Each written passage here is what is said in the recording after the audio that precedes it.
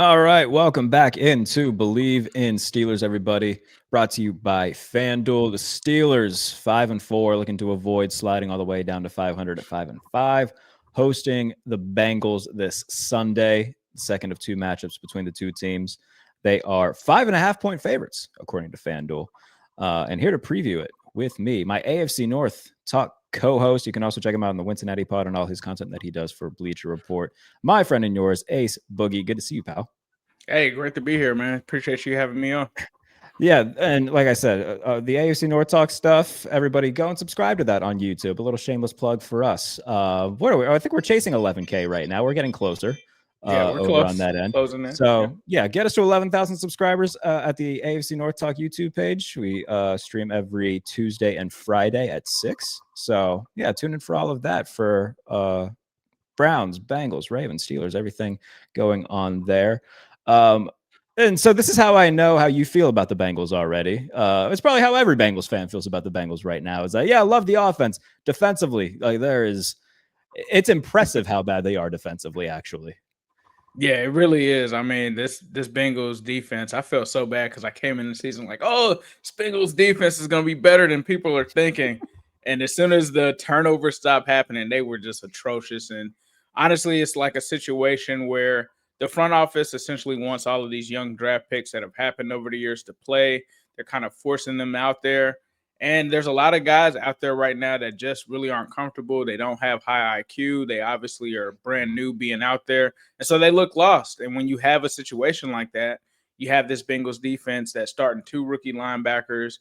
You know, they got some young guys in the secondary, and everybody's not on the same page. And when that happens, you get missed tackles, you get blown up plays, you get, a bad defense. And right now, I kind of talked about it as well. The negative EPA that they have right now is like the worst in NFL history at this point. But a lot of it has been because they're trusting a lot of young guys to play early, and they're just throwing it out there. They haven't made any changes. They haven't said, hey, we're going to play these veterans instead. And that was a big situation last year with Lou Anarumo. Was he was playing an older Sam Hubbard. He was playing a lot of these older veteran guys, and a lot of people complained about it. And now we're seeing why those old guys were playing. Yeah, for sure. And the Steelers on the defensive side of the ball, I mean, they haven't been Bengals bad, but at the beginning of the year especially, they weren't very good. Coming off a loss against the Chargers where that was the opposite problem. Defensively, they played well. Offensively, Aaron had his worst game as a Steeler, maybe the worst game of his career. And if anything, I think that if the Bengals want to take advantage and at least just try to limit the points, well, the Steelers didn't look great last week. Is there any level of confidence that you have in them being able to slow down the Steelers, or is this going to be a similar game that we saw in Week 7, where it's just bombs away on both sides?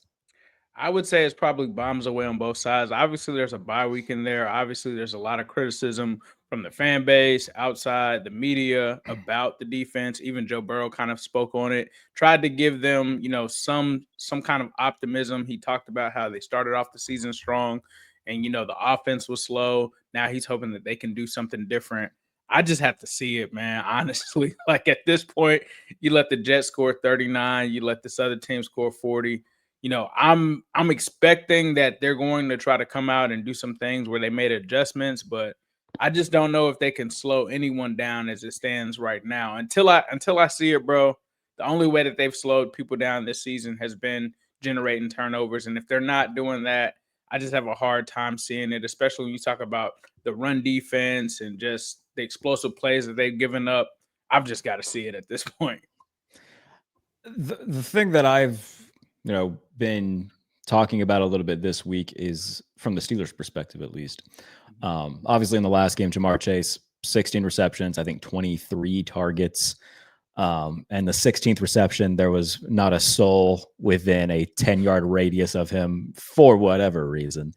My thing has been, it would be very hard for the Steelers to play that bad in coverage again.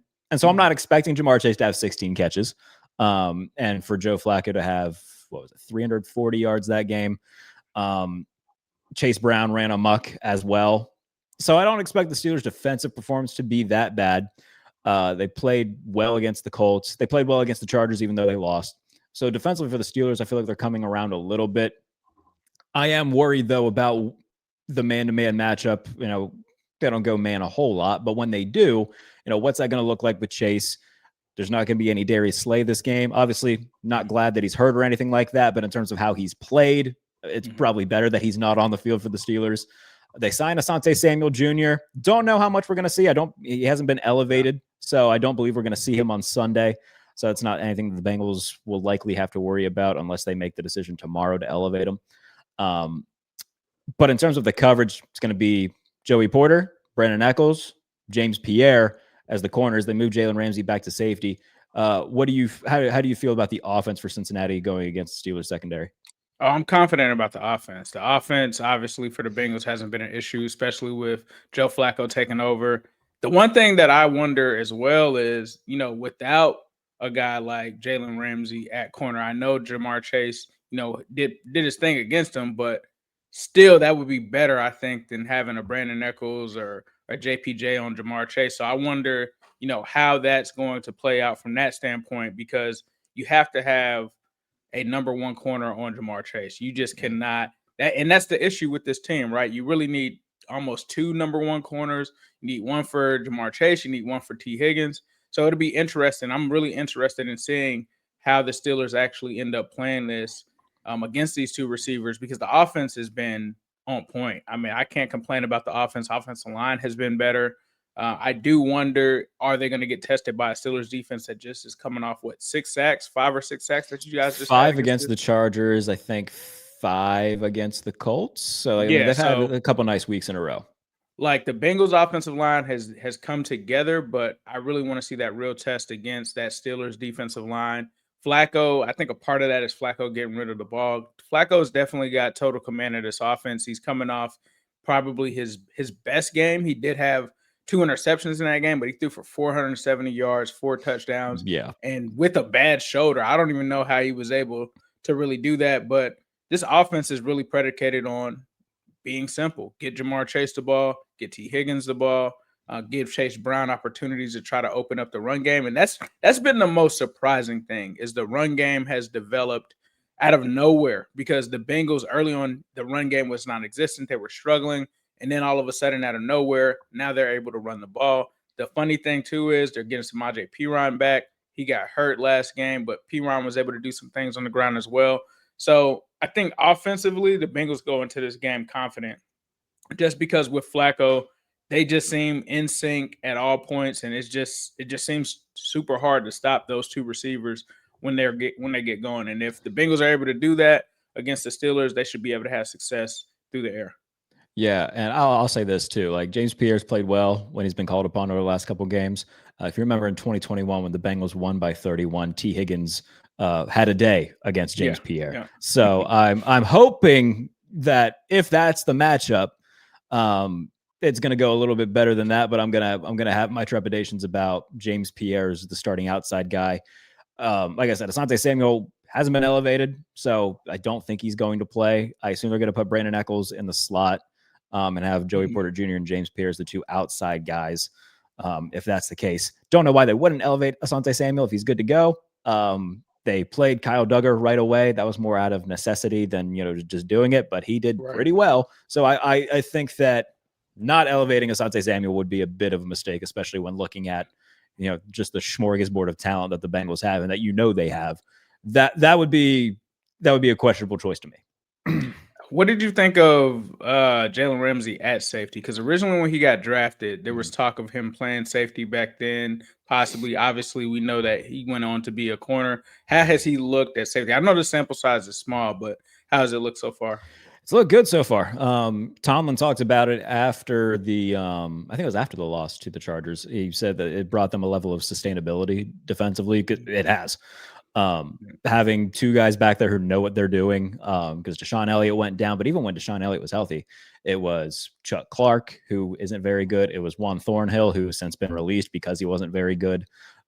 So putting Jalen back there, a guy who knows what he's doing, did a little bit of it with the Rams because he played that star position where he just played all over the place. So having him back there has been really good, and I think that's what you're going to see for the rest of the season, and maybe the rest of Jalen's time with the Steelers going forward, just him being mostly at safety. They can move him down to play corner or nickel when they want, but how well he's looked there, I think that's probably where they're going to keep him permanently. That's a whole other conversation when Deshaun Elliott does come back, but it's gone well so far, and I think it has brought them a level of stability. Alex Highsmith, by the way, not playing this Sunday, so he's had 2 sacks in 2 consecutive games. He's out. He's dealing with, I believe it was a pec. So he's not playing, but that does mean Nick Herbig is going to get more snaps. I think he only played 20-some snaps in the first game against the Bengals for whatever reason. I think that's going to be a bit of a big difference because, I've said forever on this show, on our show, play Nick Herbig more because he's great. And I think that he could, if he has a splash play, I'm going to be loud about it again. I think that could be the one thing that really does elevate them is having Herbig play more snaps than Highsmith. Yeah, that's your boy. What about Broderick? I saw he was on the injury report. Is he playing in this game? I want to say he was listed as questionable, but it looks like he's probably going to go. So okay, that was one that I was interested about for sure because Highsmith as well, and then that one was one that I was looking at. Let me check for sure because that actually might have been Isaac Samala who was listed as questionable, and I don't want to lead anybody astray here. But in terms of the Steelers' offensive line, so Samala didn't play last game. The expectation was that they were going to put Spencer Anderson, who's kind of been the swing tackle and the guy they put in as a 6th offensive lineman in their jumbo package to start at guard. They started Andrews Pete at guard because they wanted to keep Spencer Anderson at the jumbo package. So that was a little bit interesting. Samalo is listed as questionable. Broderick doesn't have a game designation. He's good to go.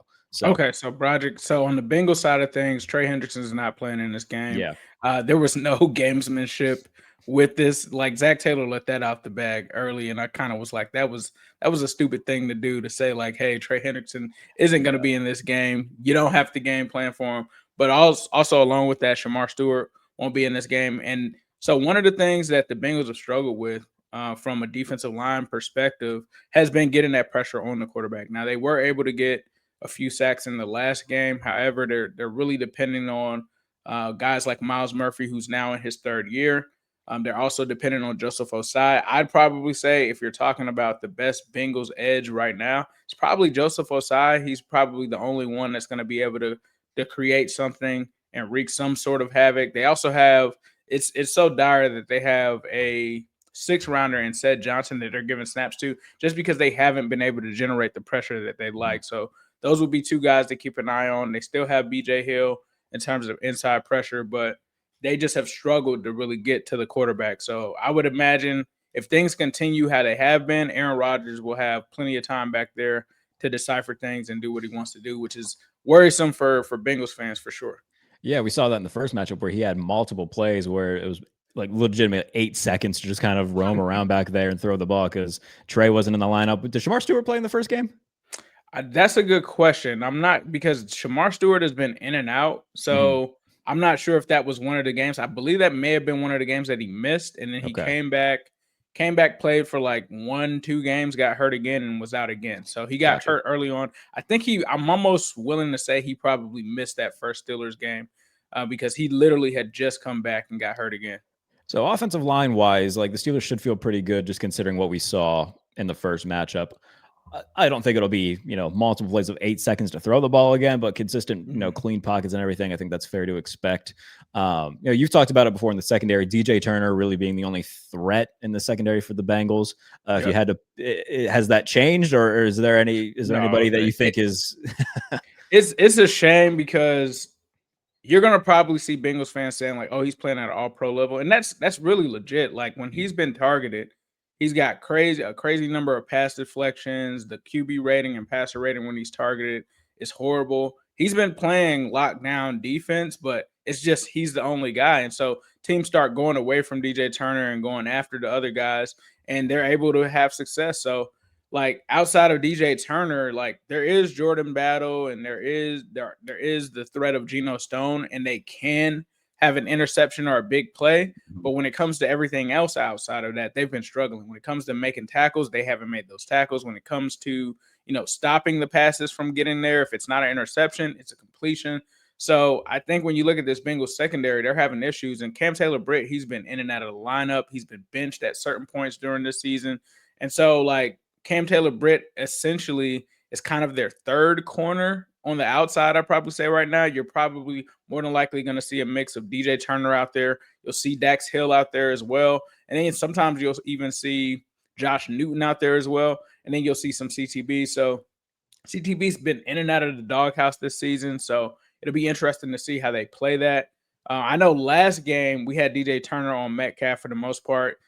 He did pretty well. A lot of people were kind of shocked with that because DJ Turner is a smaller kind of corner. So most people would expect a big physical guy like DK. You're probably going to put a bigger corner on him. They opted to go with DJ Turner last time. It helped them out. But I think, from a secondary perspective, they're still young, they're still learning, and they're still trying to figure this thing out. I think you'll mostly see a mix of those guys, but we'll just have to see like where those adjustments come because the other guys that I've named outside of DJ Turner have just not looked good this season.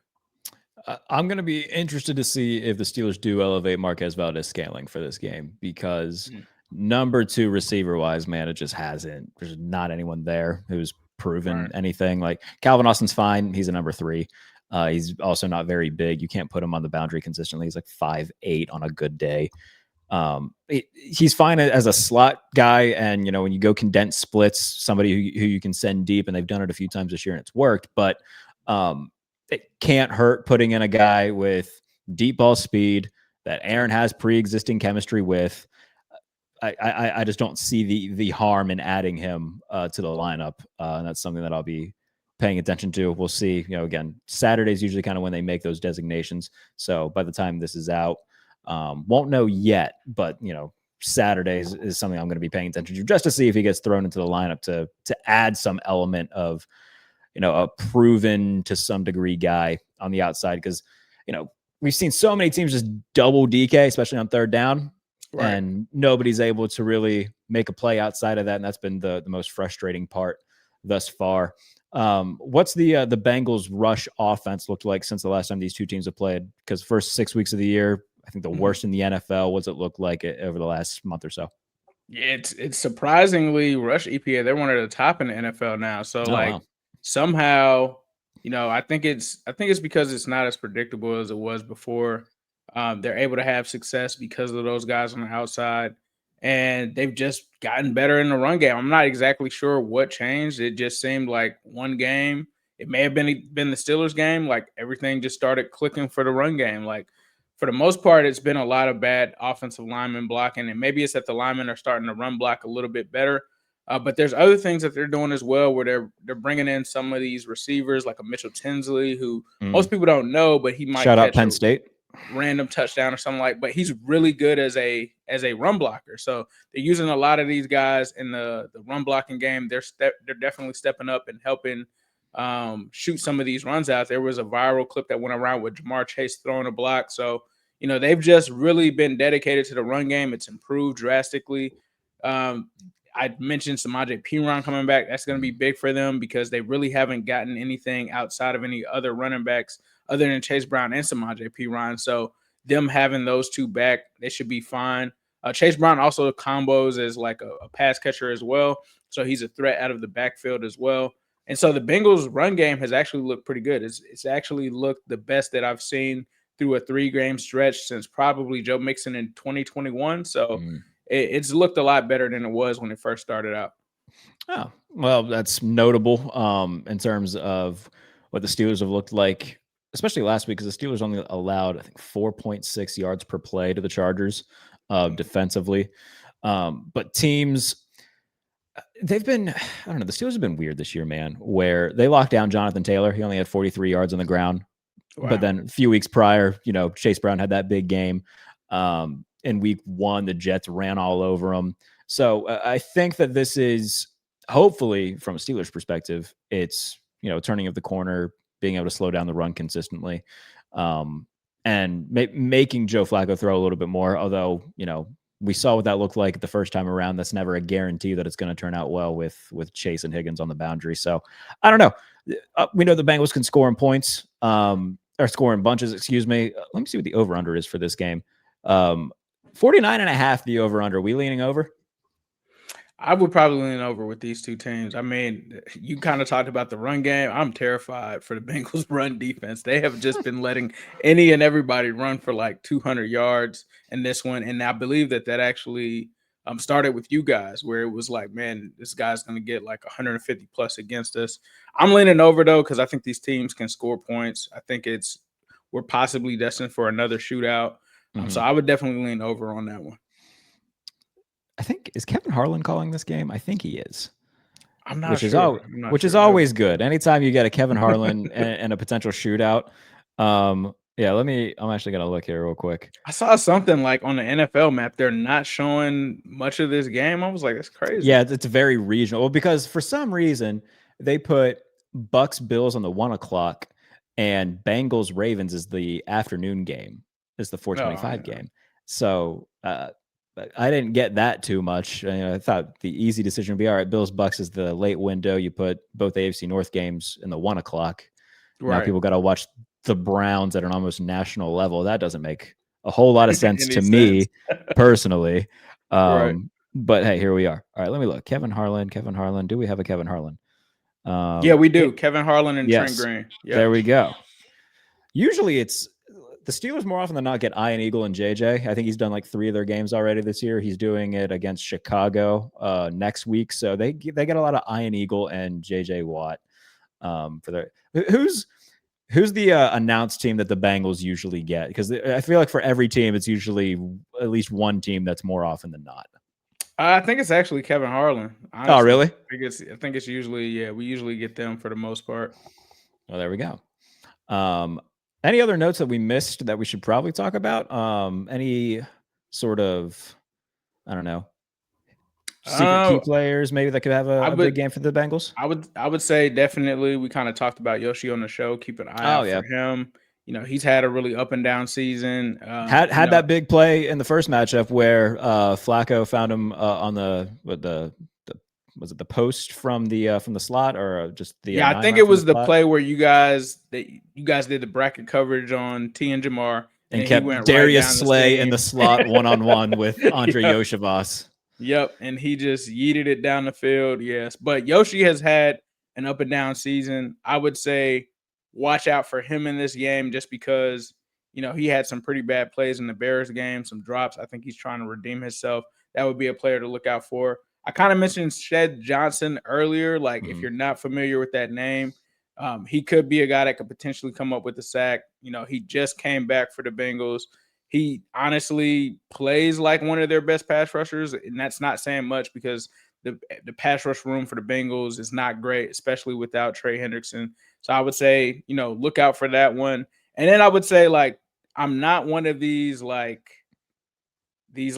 room guys, but I think that you'll see the Bengals play with a little bit more oomph with them knowing Joe Burrow could possibly be back. The Joe Burrow, I think, return, I'm wondering how that's going to play in this game. I'm not saying it's going to make the defense play better, but I think that they have to be more accountable and they have to play more solid as a team for this one. And I think for them going into this game, it's looking like a playoff game for them because they have to win these games before Joe Burrow gets back. And if they don't, then it's just kind of a waste of time. So those would be, I would probably say, the things to look out for. How they play on the road is going to be interesting because last time this was at home, which is comfortable for them to play in, but want to see what that's going to look like on the road in an environment like Pittsburgh. Yeah, I had a thought in my head, and then it immediately went away for whatever reason. Oh, you brought up the it basically being a playoff game for the Bengals. It's kind of feeling that way for Pittsburgh too. If you go to 5-5, and especially if the Bengals win against Cleveland, which I think that we're probably both going to pick them to do so, then the Ravens, who were 1-5 at one point, are now leading the division, and you blew that big lead. Crazy. So. And also you look at just how deep the AFC is right now. Like, even if the Steelers do get to 10 wins, there's no guarantee that they get in because they got 3 8-win teams right now, a 9-win team in New England, the Chiefs, the Jaguars, the Chargers, the Broncos. Like, all of those teams are going to be vying for some sort of spot. There's only 7 there. We saw it last year in the NFC. The Seahawks got 10 wins and didn't get in. It's pretty realistic that a 10-win team won't get in the AFC this year, and the Steelers could be that odd team out. So they can't afford to, go 5-5 to begin with and blow that big division lead. But especially divisional games where it could come down to a tiebreaker, who wins the division. You got to win as many divisional games as you possibly can, especially to hold off the Ravens right now. So Yeah, it should be a good one. Ace, appreciate you, buddy. What do you got coming that people can go check out on the Bengals side of things? Yeah, for sure. Definitely check me out on Bleacher Report if you're looking for anything Bengals wise over there. You can also find me on the Cincinnati podcast with my partner Zim over there as well. And then you can find me on Twitter at New Stripe City. So yeah, just keep tapped in, post game, pre game, anything that you need Bengals related. I definitely can provide that information for you. Love it. And of course, check out me and Ace, AFC North Talk on YouTube. Get us to 11,000 subscribers. If you're watching this on YouTube, subscribe to the channel. If you're listening as a podcast, comment, review, do all that good stuff. And we'll be back on Monday to recap everything that went down between the Steelers and the Bengals. Thank you guys so much for tuning in. And like I said, we'll be back on Monday to recap everything that happens. Till then, take care.